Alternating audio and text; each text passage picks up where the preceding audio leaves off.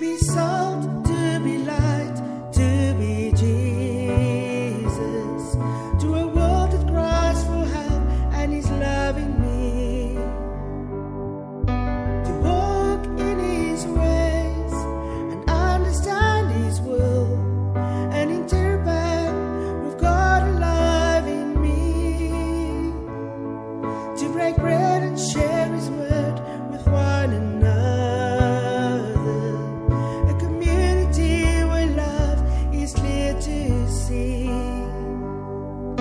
A family of God that walks in truth and trust.